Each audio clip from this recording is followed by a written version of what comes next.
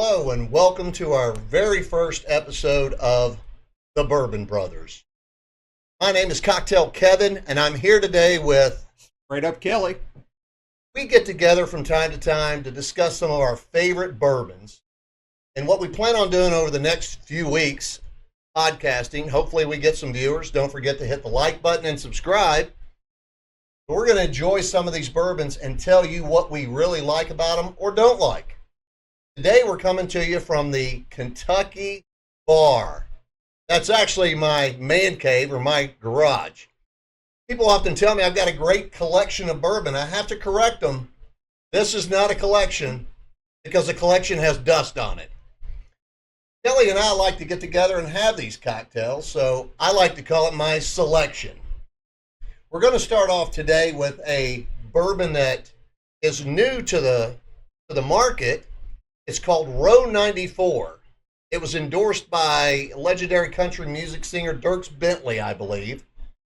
So we're going to try it.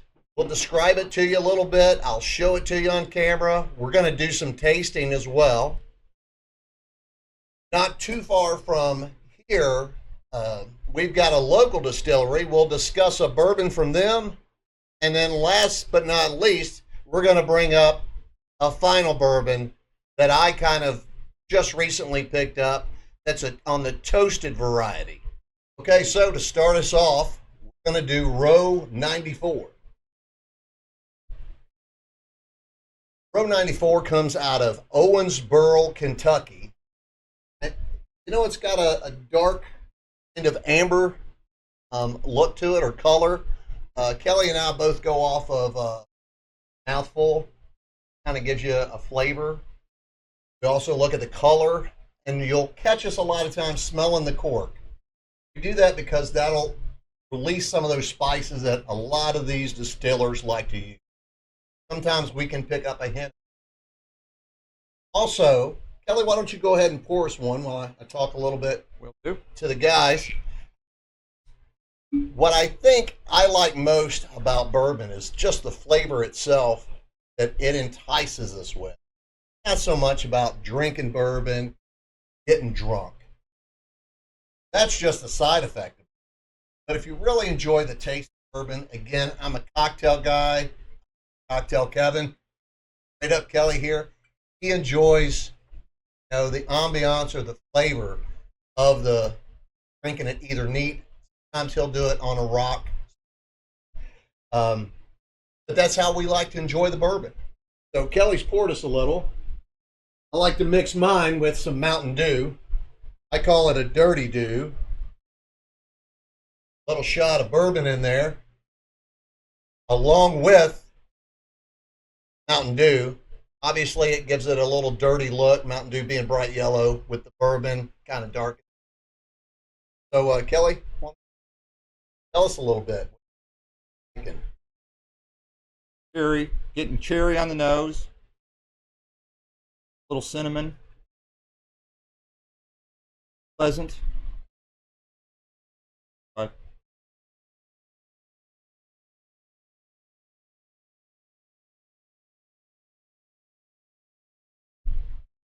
that brings a little bit of heat up front. Has it got some to it? Yeah. I'm going to do a cork smell real quick. Again, a good bourbon always comes corked. Screw-off ones typically aren't the best bourbons out there. But hey, you buy what you can afford and you buy what you like. This is kind of musky. The cork itself's a little musky. I'm getting maybe a faint hint of tobacco.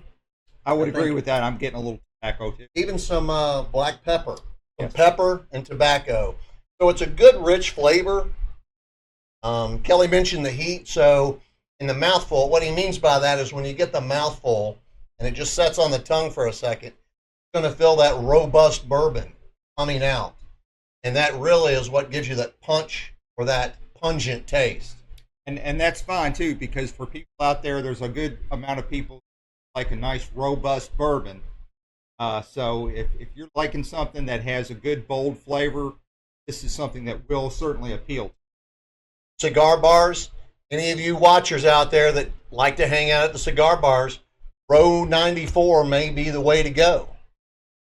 I believe Row 94 actually comes from an Owensboro distillery, even though it was endorsed by Dierks Bentley out of Nashville. It's made right here in Kentucky. And again, just a good, strong, manly bourbon. A good way to start off on episode 1. And I really like it, Kelly. It goes real good with Mountain Dew. It's a great cocktail.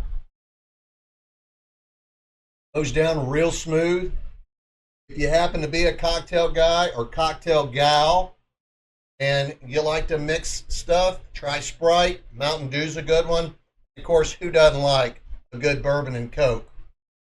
Or Pepsi. I'm a Pepsi guy. All right, I think while we're sitting here enjoying these for a brief moment, we'll take a little break and we'll be right back. Well, I tell you what, that Row 94 was really, really nice. What I did find out, too, about Row 94 was Dierks Bentley actually wanted to name this bourbon himself, named after Music Row. And the 94 actually comes from the year he fell in love with country music. So that's a little bit of trivia that I like to throw in. He also mentions that about 60 to 80 rows back is the sound check guys. They always need a good bourbon. So try Row 94. You'll get that rich, deep bourbon, that robust bourbon. I think Kelly's brought something today, so I'll turn it over and let Kelly share what he's brought with us. All right, today I picked up a... Hold on. All right, today I picked up a very unique bottle from James E. Pepper. It comes in this fancy decanter style bottle, and this is produced right here in Lexington, where Kevin and I both live, down on Manchester Street. All right, Kelly. Why don't you give us a little sample of that? Go ahead and... Now, we haven't tried this at all. This is a brand new bourbon just released, or just recently released. It's barrel proof, I believe you said, Kelly? It is barrel proof, and at 50. So you'll hear us talk a lot about ABV, alcohol by volume, which is technically the ethanol or the alcohol based, and we'll share that either in a percentage or a proof. A good percentage is anything 50 or higher. A good proof is going to be upper 90s, 100s. So that's on our perspective scale, only from many years of drinking. Kelly, why don't you go ahead and pour us a little bit of that? All right, we'll do that. I think while Kelly's pouring, I'll tell you a little bit about James E. Pepper. Kelly mentioned that they're a local distillery. They were here for many, many years, from Prohibition all the way up to, I think, what'd you say, Kelly, the 60s? Yeah, I think they closed down in about 67, 60. So mid to late 60s, they closed down. And Kelly mentioned that they actually reopened in... They reopened in 2017, and this decanter style barrel proof was actually released in 2023. So it's a newer bourbon. And barrel proof means that they've taken a little extra care with the bourbon. They've added a little extra spice. Sometimes it's a hidden ingredient. Kelly and I like to try to figure those out. So he's poured me a shot, even though I'm Cocktail Kevin. I wanted to do a shot with him because I too like the look of the clarity and the color, as well as getting a smell and a mouthful to find out if it's a good solid bourbon. Being that this is a new bourbon I hadn't tasted, Kelly, you said you just picked it up. It's just something that I wanted to try. So, Kelly, here's to you, buddy. All right, cheers. Oh, wow. Getting some toasted oak bit on the nose. That's definitely some charring going on there. This has got some age to it. It does. Again, what was the percentage on the ABV? That is 54.9, so I think that comes in at 109. 108. So it's about 108, 109 proof alcohol. It's going to be a good one.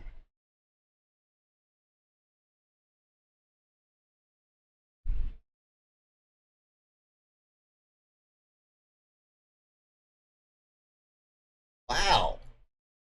Not bad. Not bad at all. I can taste some salt, pepper. I'm picking up that toasted Barrels. toasted like walnut. Getting a Mixture. little nutty. I'm Little getting bit. the salt and the pepper. I'm getting a little bit of the nut myself. Again, being Cocktail Kevin, I'm going to turn here and get me a bit of ice. Tell us a little bit about the James E. Pepper, Kelly, what you've learned about him. Well, I've been actually wanting to try this out for quite a number of years now, and strange because being here in Lexington, I've kind of put it off, but distillery is really quite amazing. It was fully restored in 2017, and they started producing new bourbon at that point. It's just a lot of rich history there from when they closed down in the late 60s, and the building actually sat dormant 50 plus years until they took the initiative to go ahead and restore it, start producing whiskey again. I just recently learned, Kelly, that when a distillery stays intact and kind of closes down, they call it a silent distillery. And another word for that, I believe, is mothballed. So they're considered a mothballed distillery. And thankfully, some local investors, I would assume, got together and decided, hey, let's reopen that. I've turned mine over. I like that pungent kick. But again, I'm Cocktail Kevin, and this is Straight Up Kelly. And we like to share our drinks with friends. We'll be right back. Hey, welcome back. Kelly and I were just trying some of the new James Pepper and really talking about it. But before we share too much information with each other, I definitely wanted to get it on air. Kelly had brought up the fact that, this stuff has got a super, super sweet color to it. And the smell, when they come out with Smell-O-Vision, you guys, you just stand by and wait. It's really good.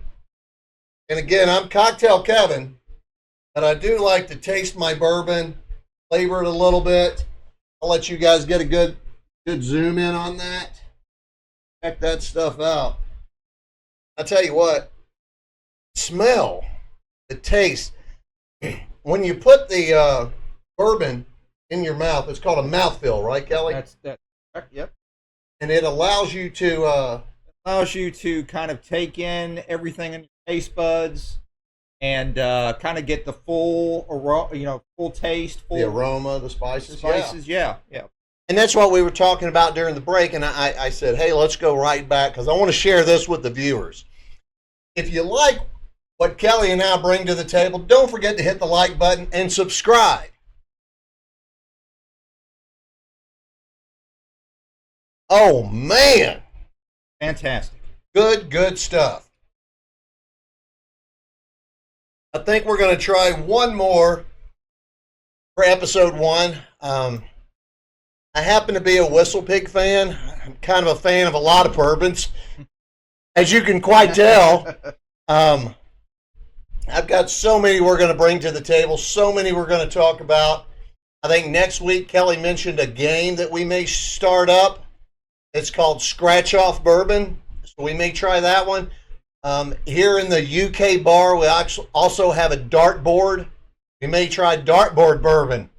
So we're going to bring some really cool, really fun stuff. But before we close out today, I'd like to go ahead and let Kelly finish this James E. Pepper from the local distillery. And as he puts that away, we'll go ahead and grab Whistle Pig came out with a camp stock. Thinking of a camp or camp stock, you kind of think of a smoke, sitting around a campfire. This is actually smokeless, but it's a toasted bourbon, which means that they've taken an oak stave barrel or an oak barrel, and they've actually roasted nuts in it. So the nuts, sometimes walnut, sometimes almond, it kind of changes that charcoal flavor on the inside. And then when the bourbon actually sets and mashes inside, it actually enhances those flavors. So before they even go through the mash process and start adding the spices, going through the fermentation, putting it in the barrel, that's when those last bit of soaked embers go into it. And this one happens to be toasted. Smokeless, but toasted. So Kelly, if you don't mind, go ahead and grab the Whistle Pig camp stock. And if you don't mind, how about you show the camera? Whistle Pig camp stock. Whistle Pig camp stock. Check that out. Nice little cover too. The printed label on that is super, super cool. I'll tell you what, as Kelly brings that back over, we'll do I'll go ahead and let you finish that up here, James E. Pepper. I'll do my shot with him. Very good. You know, it's got a little bit of salt and pepper to it. I caught that pepper there on that last sip going down. On the throat burn. Exactly what I'm saying. Also called afterburner. A lot of people like to sit at bars. Kelly and I don't go out too much. Why? When we got a bar right here. But if you like to sit at bars and you're doing a shot, don't forget that after. If you're just tossing these things back just for the purpose of getting drunk, that afterburner is going to kill you. And the police will definitely pick up on it. We go back to our camera. There we go. Sorry, folks. But the afterburner on that had a little bit of peppery kind of stuff. I mean, I picked up maybe some cinnamon in that one. Maybe a little cinnamon, definitely pepper, but still just for a 109 proof bourbon. As far as I'm concerned, super smooth, outstanding. Also, Kelly and I have taken the liberty. We've purchased a book, and real quick, I'll show you what it is. It's the Bourbon Tasting Book. You can see that right there. And what the Bourbon Tasting Book does is it allows us to talk about the color, the clarity, the mouth, the burn, the senses, the taste, and everything else. So we actually judge the bourbon. And before we end today's show, we'll go through all three bourbons again. The Road 94, the James E. Pepper Barrel Proof with the real nice fancy decanter, and Whistle Pig Camp Stock. And we'll go ahead and grade them a little bit, and we'll tell you our thoughts and views on those. But right now, seeing that Kelly's glass is empty, Cocktail Kevin's is about to be empty. Tell us a little bit about the Whistle Pig. The Whistle Pig is coming in. It's a wheat whiskey. I'm already a big fan of to begin with because that's the type that I usually prefer to drink. 43% alcohol, so that's 86 proof. So it's an 86. It's on the low end. Yep. Again, Kelly and I talked about alcohol by volume. So if people are drinking to get drunk, that's one thing. We actually drink these because we enjoy the taste, the flavor. Maybe you just want to have a cocktail, sit out back with your wife, girlfriend, or loved one, and enjoy a good sunset while you're having a cocktail. See what the color looks like. Golden amber color. I like the gold look in that. Yeah. Real light colored. Again, Kelly mentioned alcohol by volume, so this one comes in at about an 86, so it's just below the 90 that he and I like. But we're going to try. Let's go ahead and pour one for both you and me, Kelly, and see how this one comes in. Meanwhile, he pours us a little drink of the Whistle Pig. I'll tell you, Whistle Pig recently, they impressed me because they have an 8-year, a 10-year, a 12-year. And obviously when these bourbons get aged and they set and set and set, the aging process really enhances the flavor. It increases the alcohol or ethanol volume of the fermentation process. Sometimes they set these things in a 60-degree or below environment. Some are called cellar aged when they drop them down and put them in a low barrel state, almost like a hibernation, or they call it cryogenics, so to speak. They freeze these barrels. I'm joking. They don't freeze the barrels. But when they bring them down to that low temperature and put them on a bottom rack in a rick house, and Kelly and I will talk about a rick house in an upcoming episode to kind of share some stuff with you. And we're actually going to try to do some on location where we can actually take a GoPro, maybe do a walkthrough, and share a podcast with you from an actual local distillery here in Kentucky. So Kelly's poured us both a shot of this Whistle Pig, the camp stock. And it does got a super, super light golden color to it. Again, being at 86 proof, it's going to be light on the taste buds. Kelly's going to do what they call a mouth fill. So he'll put a little bit on his mouth, let it set on his tongue just for a brief second, kind of let those taste buds grab it before he swallows. And that's why we call him Straight Up Kelly. So yeah, the mouthfeel on this is extremely smooth. I am getting the toasted flavor.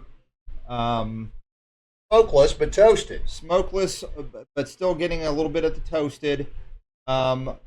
Maybe a hair, maybe kind of a hair oak, but very sweet, and, smooth, and just. So the oak staves actually come out. What Kelly's trying to say is a lot of times when we get that oak taste, that's kind of a grab. It's like you know that you've got a good barrel, an oak barrel. First and foremost, all barrels have to be oak stave built in the state of Kentucky to be good, straight Kentucky bourbon whiskey. So when you get that oak taste, it kind of just grabs you a little bit. Not too heavy, more of a subtle grab. Some people like to get grabbed. I got a little bit of cinnamon, just a faint little bit of cinnamon, but extremely smooth, very, very easy. So, drink. I mean, what a decorative label these guys came up with. Little campsite. It's called Camp Stock. It's a wheated whiskey. Again, one of Kelly's favorite is wheated. I'm not so much of a shot guy, but I do like to taste it with Kelly before I make my cocktail.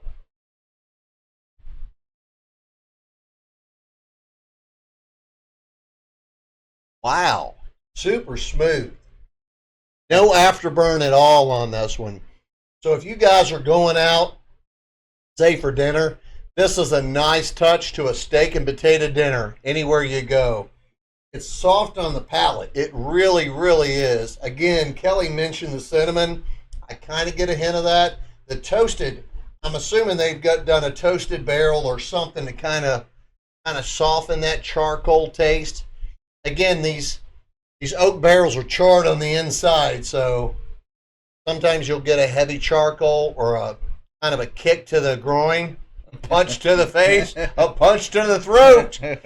You never know what you're going to get with the bourbon until you buy it and try it.